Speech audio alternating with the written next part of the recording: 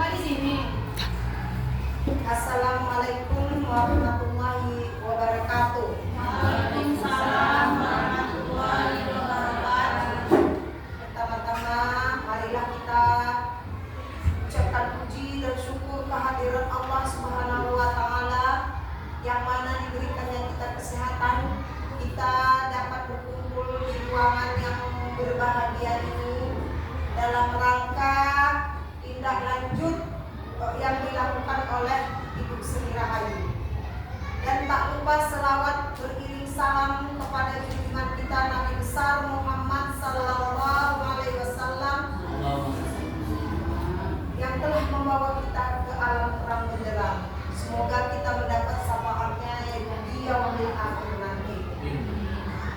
Bapak-bapak, ibu-ibu, hari ini kita akan melihat bagaimana Ibu Sri Rahayu, guru pejok atau pendidikan jasmani, olahraga dan kesehatan, akan menyampaikan atau mendesiminasikan PKG untuk akan dilanjutkan ke kegiatan kita nanti dilaksanakan di kehidupan ataupun di sekolahnya kita ini nanti. Semoga apa yang akan disampaikan oleh Ibu Sri Rahayu ini bermanfaat bagi kita, dan semoga apa yang dibuatnya ini berjalan dengan baik dan lancar. Amin. Saya rasa itu saja yang dapat saya sampaikan. Semoga Ibu Rahayu menjalankan tugasnya dengan sebaik-baiknya. Saya sudahi dengan wabillahi taufiq wal hidayah. Assalamualaikum warahmatullahi wabarakatuh. Waalaikumsalam. Terima kasih saya ucapkan kepada Ibu Rahayu Sabian yang di sini mewakili kepala sekolah. Terima kasih juga saya ucapkan kepada Bapak Ibu guru, rekan kerja yang sudah hadir di kelas ini, di ruangan ini untuk mendengarkan presentasi saya hari ini, yaitu di kegiatan tindak lanjut saya di diseminasi PKG PJOK. Apa itu PKG PJOK? PKG PJOK itu adalah pengembangan kompetensi guru yang telah kami laksanakan dari tanggal 23 September dan akan berakhir di tanggal 16 Desember. Jadi hari ini adalah tugas saya adalah memberi pemaparan atau diseminasi rencana tindak lanjut program pembelajaran berbasis proyek dalam komunitas belajar di sekolah kita, yang sasarannya adalah peserta didik, supaya ada kelanjutan dari program saya ini. Di sini saya mengambil judul Bahagia dan Bugar dengan Permainan Tradisional. Kenapa saya mengambil judul ini? Kenapa saya mengambil permainan tradisional? Karena permainan tradisional ini sudah hampir punah. Anak-anak kita, siswa kita sudah banyak yang tidak tahu. Bukan begitu kan Ibu, Bapak? Banyak yang tidak tahu dengan permainan tradisional. Nah, disinilah saya ingin memperkenalkan permainan ini dengan konsep bahagia dan bugar. Adapun latar belakangnya, ya sama seperti tadi. Latar belakangnya ini ya, karena permainan tradisional itu merupakan bagian penting dari warisan budaya yang mencerminkan kekayaan dan keragaman budaya suatu daerah. Kira-kira Bu, kalau di daerah kita apa? Permainan tradisional ini, engklek, lele gitu ya. Tadi atau camping ya. Jadi di sekolah itu juga ada materi permainan tradisional. Itu ada dimainkan di kelas 4, 5, dan 6. Makanya sasaran saya dia kelas 4, 5, 6. Jadi permainan ini tidak hanya sebagai hiburan, tapi juga sebagai media pembelajaran bagi generasi muda tentang nilai-nilai sosial dan kerjasama, serta sportivitas dan kreativitas, serta juga untuk memperkuat interaksi sosial dan rasa kebersamaan, juga untuk membentuk kepemimpinan. Soft skill anak juga akan muncul di permainan tradisional ini. Contohnya misalkan kayak permainan gowak sodor. Di situ ada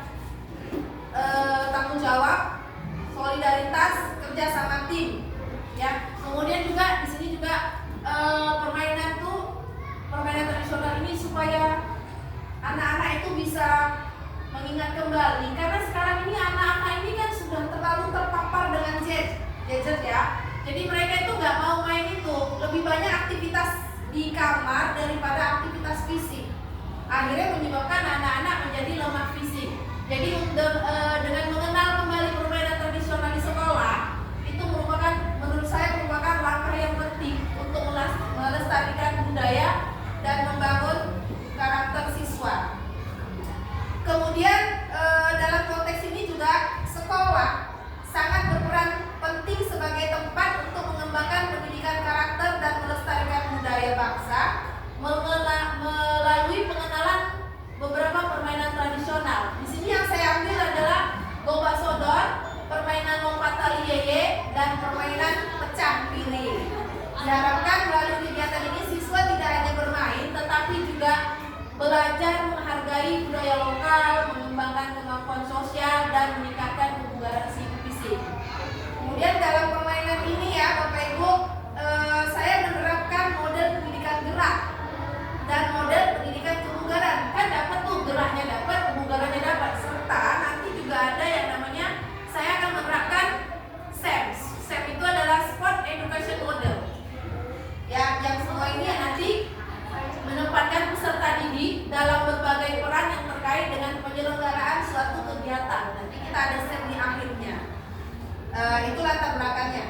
Kemudian untuk tujuan saya ada 7. Yang pertama adalah melestarikan budaya lokal. Yang kedua adalah mengembangkan kemampuan kolaborasi dan sosial. Yang ketiga, meningkatkan kreativitas dan inovasi siswa. Kemudian yang keempat adalah mengoptimalkan kesehatan fisik dan kebugaran. Kira-kira benar nggak tuh Bu? Iya kan? Pasti dengan orang dulu kalau bermain itu beda kan Bu? Zaman dulu permainannya itu memang sudah melatih anak itu untuk kuat fisiknya. Berbeda dengan anak sekarang. Anak sekarang kan lemah fisiknya karena mereka tidak mengenal permainan itu.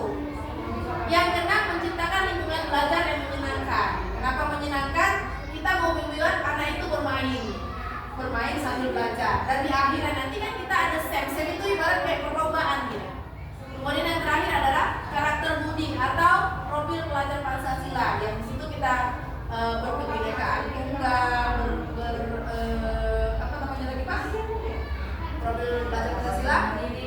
Ya, mandiri, bernalar kritis ya. Itulah yang tujuannya. Kemudian untuk mencapai tujuan itu inilah dia. Capaian dan langkah-langkah yang diharapkan untuk tiap tujuan. Yang pertama itu capaiannya. Capaiannya itu adalah untuk pemahaman dan pelestarian budaya lokal. Harus kita kenalkan gitu Bapak Ibu. Karena sudah hampir punah. Saya bilang anak sekarang, kalau dulu zaman saya SD mainnya itu main yeye di sekolah, main lompat tali. Sekarang nggak ada kan? Nggak ada. Iya, sekarang main apa nih lompat tali. Kemudian yang kedua, meningkatkan kemampuan sosial dan budaya kolaborasi. Ini maksudnya semakin dia banyak bermain, dia kan berinteraksi dengan teman. Kalau dia main HP kan dia sendiri. Jadi interaksi sosialnya tuh kemampuan dia berkemampuan sosial itu nggak ada. Kemudian peningkatan keterampilan fisik dan kreativitas ini sudah pasti. Contoh anak yang main karet lompat tali, kekuatan fisik kakinya itu lebih kuat. Beda anak dulu. Anak dulu disuruh jalan, oke. Anak sekarang disuruh jalan, enggak. Itulah bedanya. Karena anak dulu permainannya memang main karet, apa lagi tuh?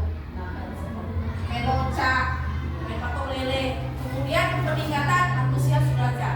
Nah, di sini kemudian yang nextnya langkah-langkah pelaksanaan. Di sini saya akan membuat perancangan program akan saya buat. Kemudian di sini ada pengenalan permainan tradisional, kemudian pembelajaran berbasis proyek. Setelah itu praktek bermain permainan tradisionalnya. Kemudian ada referensi dan evaluasinya. Itu saya kira evaluasi itu ke guru, orang tua juga ada, rekan kerja, guru juga ada. Kemudian nanti ada pelaporan dan dokumentasi. Nah, hasil yang diharapkan itu apa? Meningkatnya kesadaran peserta didik akan budaya lokal. Kemudian terciptanya hubungan sosial yang lebih baik antar peserta didik. Dan yang ketiga, peningkatan kesehatan fisik. Yang keempat, pengembangan karakter dan nilai sosial.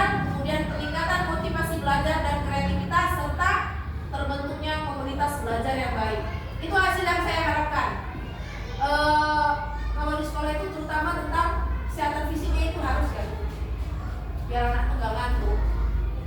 Ya, kemudian setelah tadi hal capaian, hasil dan yang diharapkan, inilah strukturnya. Ya, struktur program dan mitra dalam komunitas belajar. Ya, kebetulan program budaya bahagia dan bugar dengan permainan tradisional ini kita laksanakan di intrakurikuler. Kenapa di intra? Karena pada saat pembelajaran.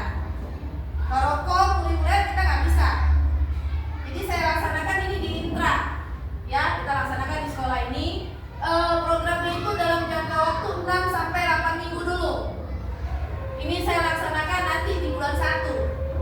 Dan ini sudah nanggung bulannya. Kemudian targetnya itu adalah siswa kelas 4, 5, dan 6. Di mana jumlah pesertanya itu kita 28 ya Bapak Ibu. 28. Usia peserta itu saya ini kan dari kelas 4 itu sekitar 9 sampai 12 tahun. Kemudian untuk pengaturan programnya kita memakai rangkuman sekolah. Ya, saya punya program mingguan. Itu tadi ya program mingguannya yaitu pelaksanaan kegiatan ini dilaksanakan pada saat P5. Jadi P5 itu untuk P5 olahraga inilah yang saya kerjakan. Saya laksanakan nanti setiap P5. Jadi untuk kelas 4 P5-nya saya ambil lompat tali, kemudian kelas 5 saya ambil pecah piring, kelas 6 saya ambil gobak sodor. Kenapa kelas 6 saya ambil gobak sodor? Bukan kelas 6 lompat tali. Karena gobak sodor ini perlu sesuai dengan usia. Karena ini perlu kerja sama tim yang perlu itu pemikiran. Dia harus cerdas. Di gobak sodornya harus cerdas. Kalau lompat tali itu kan dia yang penting kekuatan fisiknya. Kalau pecah piring juga harus cerdas.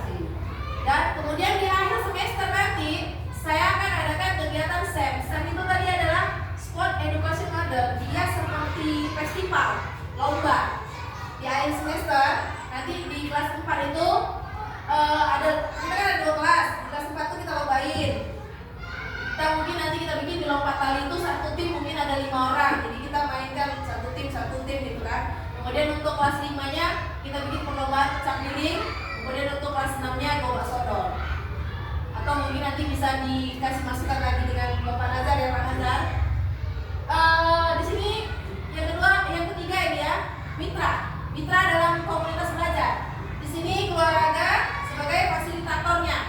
Kemudian bermitra dengan guru kelas sebagai koordinator dengan masing-masing kelas yang mengikuti lomba. Jadi nanti Bapak Ibu koordinir kelasnya.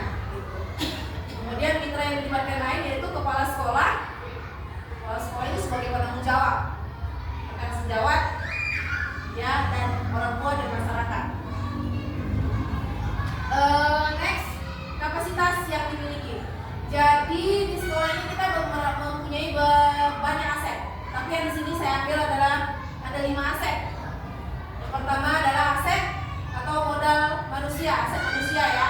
Di sini yang saya pakai adalah kepala sekolah sebagai penanggung jawab, guru sebagai fasilitator, kemudian peserta didik, orang tua atau wali murid dan masyarakat. Masyarakat bisa kita undang nanti ya. Wali murid tuh waktu di STEM bisa kita undang.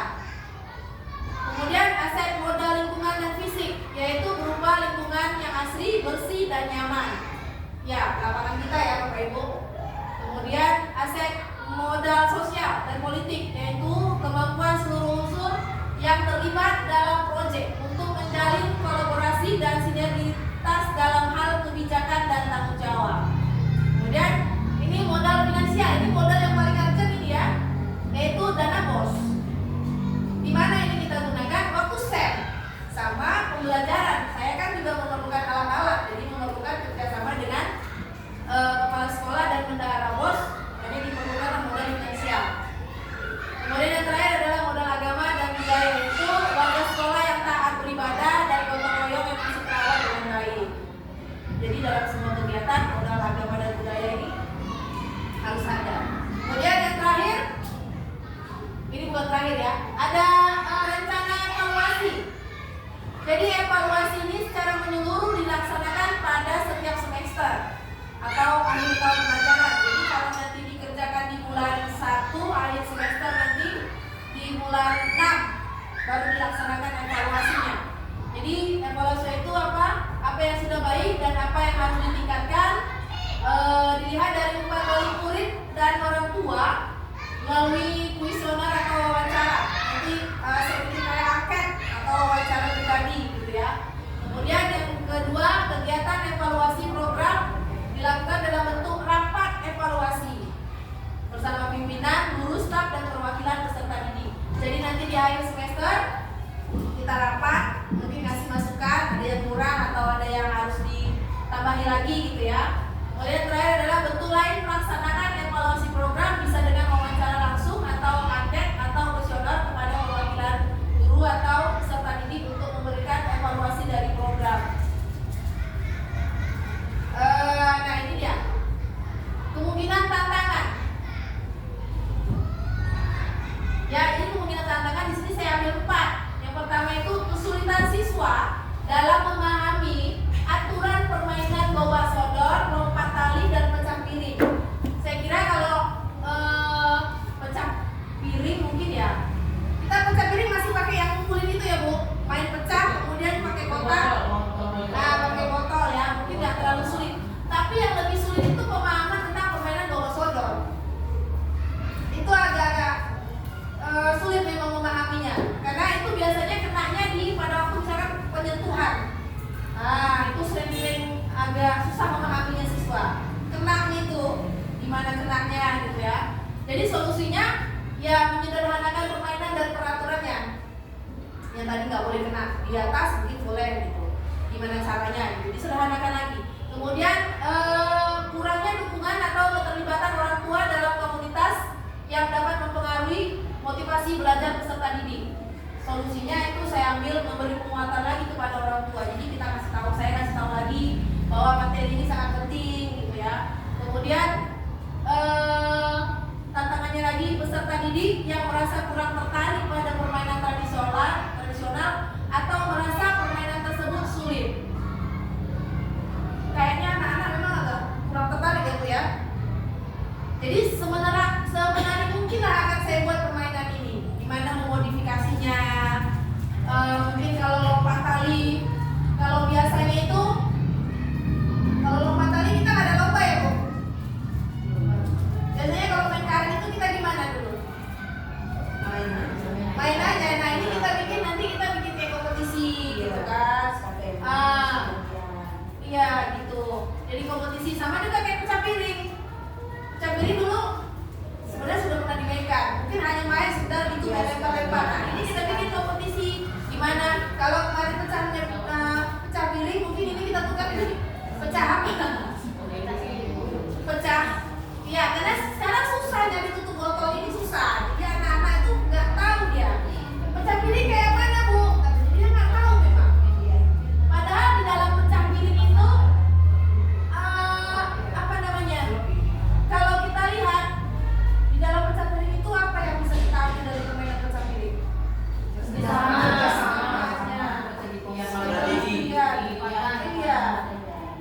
Kayak gobak sodor itu ada namanya. Sebenarnya dalam permainan gobak sodor itu apa namanya dia?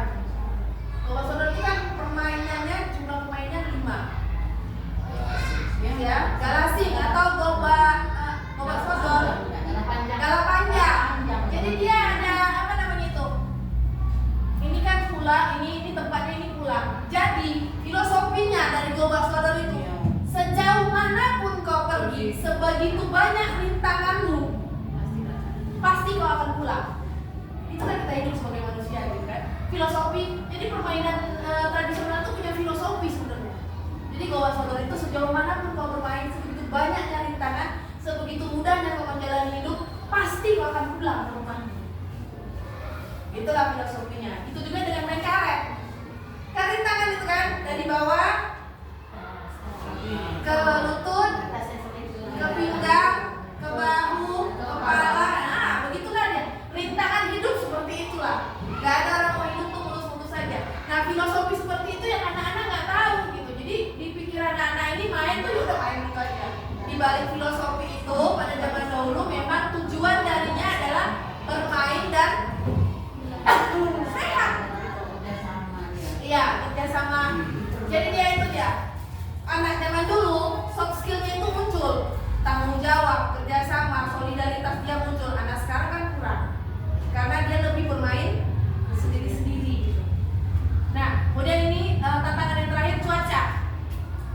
Mungkin pada saat saya melakukan P5 itu pembelajaran mungkin terjadi cuaca buruk, atau pada saat melakukan SEM, jadi solusinya kegiatan dapat ditunda untuk dilaksanakan rutin mingguan, bisa pindah hari atau dilanjut minggu selanjutnya. Begitu juga dengan yang semesteran. Nah, ini selesai. Jadi di sini ada quote saya.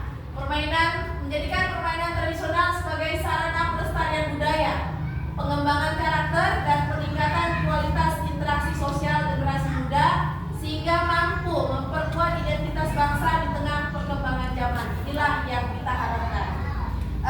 Inilah pemaparan dari saya. Diseminasi saya rencana tindak lanjut. Mungkin ada saran dari Bapak, atau kalau ada yang ingin ditanyakan dari Bapak Ibu, mungkin kurang pas program saya, mungkin bisa ditambahin. Bapak Najar. Jadi Bu, jadi yang Bapak Ibu katakan tadi itu cukup menarik dan bisa mengungkapkan kembali masa lalu kita waktu di era 80-an. Jadi yang ingin saya tanyakan adalah pembatasan dari seni permainan, di mana kalau angkatan 80-an itu kan membutuhkan kerjasama, kekuatan, dan tujuan yang sama. Dan sekarang ini hampir sama tujuan, tapi hanya pelakunya saja yang istilahnya privasi sendiri ya kan. Kalau dulu kan kebersamaan itu muncul, kalau sekarang kebersamaan itu sudah kurang. Kalau bisa kebersamaan tapi jarak jauh, maya tempatnya.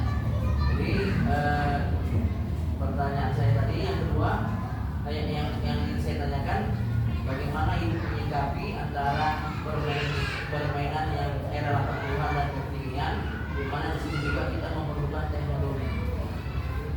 Iya, terima kasih ya Pak. Terima kasih kepada Bapak Najar. Itu tadi, kalau dulu anak-anak itu kan memang sudah tertempa menjadi kuat. Anak sekarang, alah malas bergerak gitu ya. Jadi kalau saya nanti di awal saya akan kasih video dulu. Video dia lihat dulu bermain, tertarik nggak. Kemudian itu tadi saya kasih angket, pernah nggak main ini. Saya kasih visioner dulu, ya. Kemudian baru kita praktek tadi seperti di langkah-langkah tadi, di langkah-langkah ya. Baru dia saya kenalkan dengan permainannya. Nah, kalau untuk permainan itu baik 80-an ataupun sekarang sistemnya sama. Misalkan bawa sodok, peraturannya tetap sama. Misalkan lompat tali. Kalau lompat tali tetap sama. Yang sering diperlombakan itu kalau untuk lompat tali ya, yang SEM nanti akan saya pakai, dia bukan yang main putar, tapi yang main dari pijak bawah naik ke lutut, kemudian ke pinggang, ke sini, ini jengkal merdeka itu sama Pak, sama dia. Kalau pecah piring juga sama, cuma mungkin kita modifikasi aja. Kalau zaman dulu saya pecah piring nggak ada bola pakai kertas, mungkin ini bolanya kita cantikkan lagi gitu. Kalau bawa sodok mungkin, kalau dulu kan kita hanya sekedar ros gitu aja, mungkin kalau sekarang saya kasih bendera-benderanya apa gitu, biar lebih cantik lapangannya. Mungkin seperti itu Pak, biar siswa lebih tertarik ya. Bu Tuti ada yang mau nanya? Iya. Ini kan tadi katanya kelas 4 gimana? 1, 2, 3 kira-kira apa yang cocok untuk kelas 1 dan kelas 3? Memang untuk sekarang ini permainan tradisional ini masih saya pakai untuk 4, 5, 6. Kenapa kelas rendah enggak? Kelas rendah belum bisa memainkan seperti gobak sodor, belum bisa memainkan pecah piring, yang ada berantem dia. Kalaupun bisa, paling bisa kita buat adalah loncat tali tapi yang main putar. Congkak. Sebenarnya permainan tradisional itu banyak ya. Kebetulan saya adalah penggiat permainan tradisional. Kalau untuk anak SD, apa namanya itu? Terompa, bakiak juga ada tercipta untuk anak TK, ada gitu. Tapi memang di program saya ini lebih saya khususkan ke kelas 4, 5, 6. Gitu ya Bu. Saya kira cukup, Bu. Ada lagi, Bu? Mungkin ada masukan? Nggak ada. Jadi inilah tadi pemaparan dari saya. Semoga apa yang saya sampaikan ini bisa bermanfaat dan kita laksanakan di sekolah kita ini, karena tujuan kita adalah, sasaran kita adalah peserta didik yang dapat melaksanakan